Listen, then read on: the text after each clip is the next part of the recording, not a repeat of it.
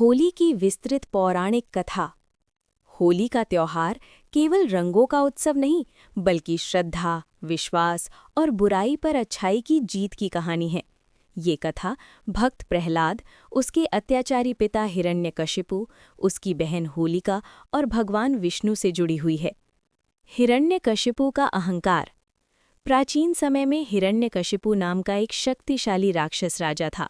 उसने कठोर तपस्या कर ब्रह्मा जी से वरदान प्राप्त किया था कि वो न किसी मनुष्य से मरेगा, न किसी पशु से, न दिन में न रात में, न धरती पर न आकाश में, न किसी अस्त्र से न शस्त्र से।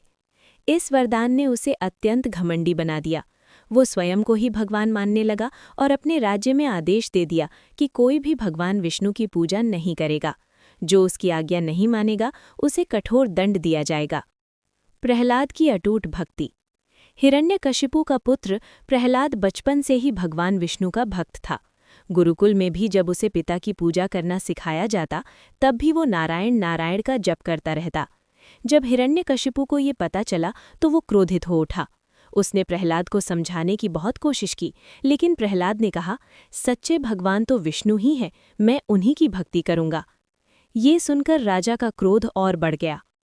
प्रहलाद को मारने के प्रयास।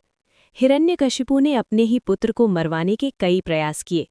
उसे ऊंचे पर्वत से गिराया गया, विषैले सर्पों के बीच डाला गया, हाथियों से कुचलवाने की कोशिश की गई, जहर दिया गया, लेकिन हर बार भगवान विष्णु ने प्रहलाद की रक्षा की। प्रहलाद का विश्वास अडिग रहा। होलिका दहन। अंत में हिरण्यकशिपु ने अपनी बहन होलिका को बुलाया। होलिका को वरदान था कि अग्नि उसे जला नहीं सकती।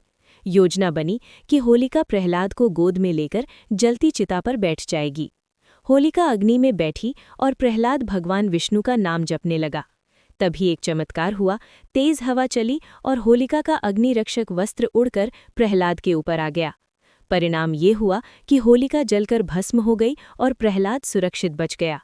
ये घटना बुराई के अंत और सच्ची भक्ति की विजय का प्रतीक बनी। तभी से होली के एक दिन पहले होलिका दहन किया जाता है। नरसिंह अवतार। इसके बाद भी हिरण्यकशिपु का क्रोध शांत नहीं हुआ। उसने प्रहलाद से पूछा, अगर तेरा भगवान हर जगह है तो क्या वो इस स्तंभ में भी है? प्रहलाद ने उत्तर दिया, हाँ, भगवान हर जगह है। क्रोधित होकर हिरण्यकशिपु ने स्तंभ पर प्रहार किया।